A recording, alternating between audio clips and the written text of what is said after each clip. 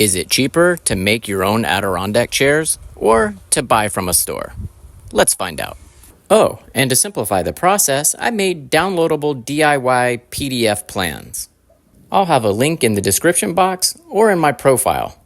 And if you didn't notice, I chose to go with simple dimensional pine from the hardware store. After all, I wanted to keep this budget friendly. I've been wanting to buy Adirondack chairs for quite some time, and I decided to go ahead and purchase them. Until I saw the price points. I was shocked. They were so expensive, like this one. I couldn't believe it. After all, it's like a picnic table style chair, am I right? What could be so expensive about it? Well, there's a variation of different styles and materials, and believe it or not, some of the costs associated with Adirondack chairs are through the roof. So I decided just to get busy making mine.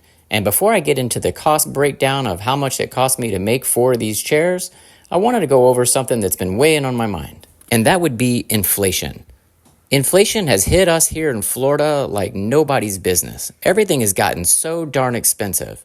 And I'm not very political or a conspiracy theorist. I'm kind of in the middle. I just call myself a realist. And things have dramatically gotten more expensive. And the bummer part is, I was just getting excited. As my business was starting to do a little bit better, and I was starting to earn a little bit more money. But then inflation went up, and the cost of living went up 2, 3, 4 times, and now I'm back down to square one again, barely making ends meet. It's really sad.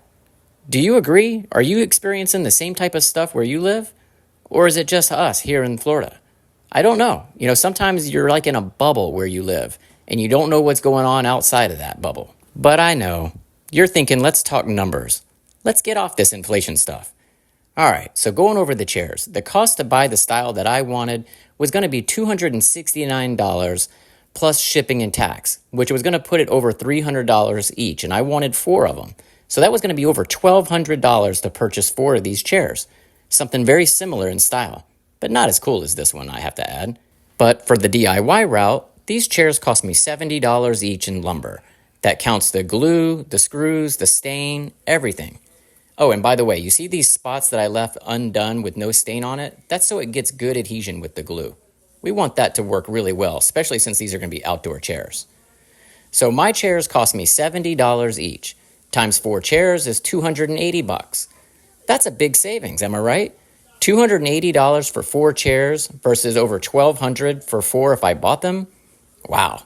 And I get a sense of pride and accomplishment with building these myself. What's better than that? But if you're wondering about labor, it took me 2 days. So I built these 4 chairs in less than a weekend, and they weren't full days. So in the end, I saved me and my family a ton of money, and I really love this chair. I think it has a modern taste to it as well, which really appeals to me. Now I'm setting it up in this space. I think I'm going to redo it around a fire pit. What do you think? But I'm trying to create all these conversation areas in the backyard. After all, the goal is to make a yard or a home so great that we never want to leave it.